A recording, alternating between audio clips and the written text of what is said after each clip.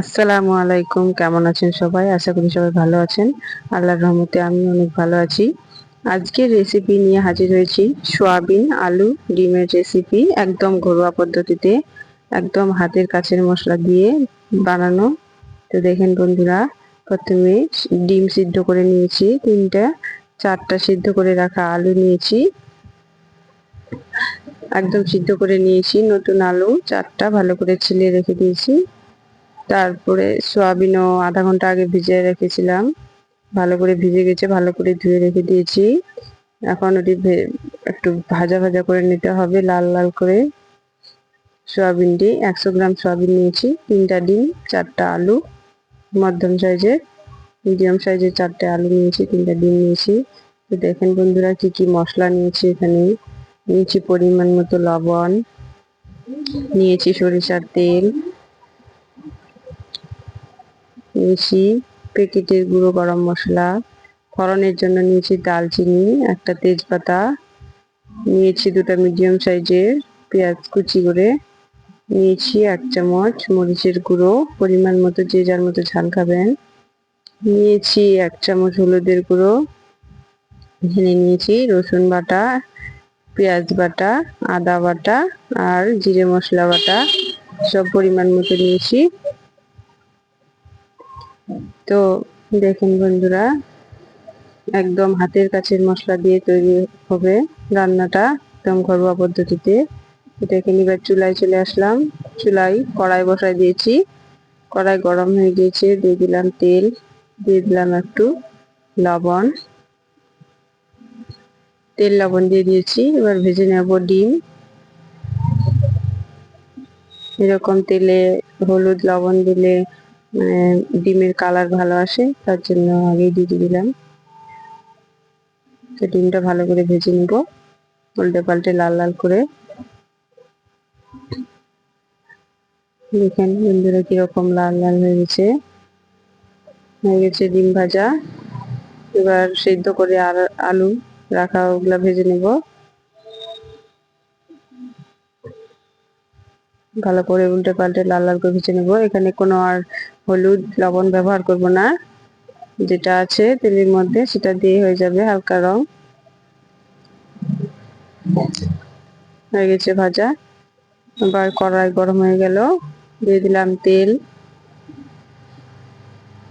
তেল গরম হয়ে গেলেই দিয়ে দিব সোয়াবিন। সোয়াবিন ঢেলে দিলাম, ভালো করে নাড়াচাড়া করে লাল লাল করে ভেজে নেব।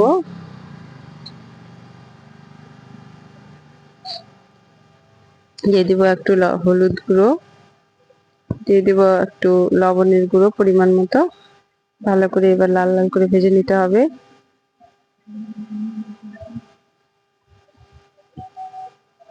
লাল লাল করে হয়ে গেছে,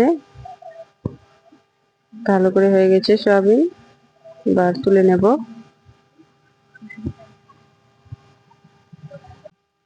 আবার কড়াই গরম হয়ে গেছে, দিয়ে দেব তেল পরিমাণ মতো। তেল দিয়ে দিয়েছি, ফোড়নে দিয়ে দিলাম দালচিনি, একটা তেজপাতা। ফোড়নটা একটু লাল লাল হয়ে গেলে দিয়ে দিব এবার পেঁয়াজ কুচি। পেঁয়াজ কুচি দিয়ে দিলাম, ভালো করে লাল লাল করে ভেজে নেব।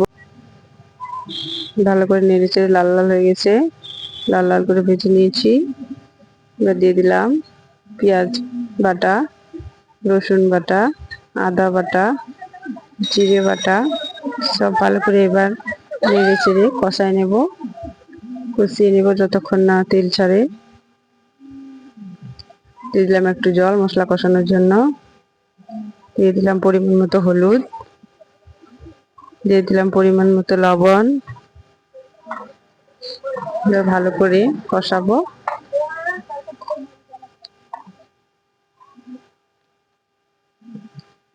ভালো করে কষাতে হবে। দিয়ে দিলাম যে যার মতো ঝাল খাবেন, দিয়ে দিলাম লঙ্কার গুঁড়ো।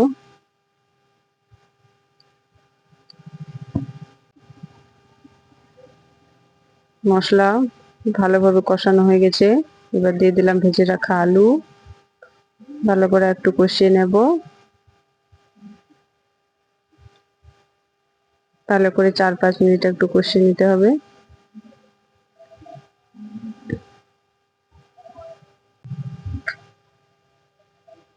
ভালো করে কষিয়ে নিচ্ছি। বাড়িতে মাছ মাংস না থাকলে এরকম ভাবে রেসিপি একটা ট্রাই করে দেখবেন, খুব ভালো লাগবে। তো দেখুন বন্ধুরা, এরকম ভাজা ভাজা হয়ে গেছে, কষানো হয়ে গেছে। এবার দিয়ে দিলাম জল পরিমাণ মতো, একটু ঝোল ঝোল করবো। দিয়ে দিলাম ঢাকা, ঝোলটা ফুটুক এবার ভালো করে। এবার 3-4 মিনিট পর আবার খুলে দেখলাম, ভালো করে নেড়ে চেড়ে দিব।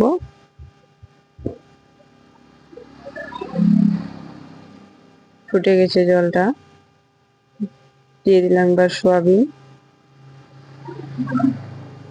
ভালো করে নেড়ে চেড়ে দেব।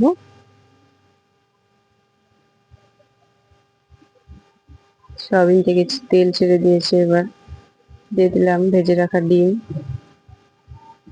ভালো করে নেড়ে চেড়ে দেবো একটু। এবার ঢাকনা ঢেকে দেব।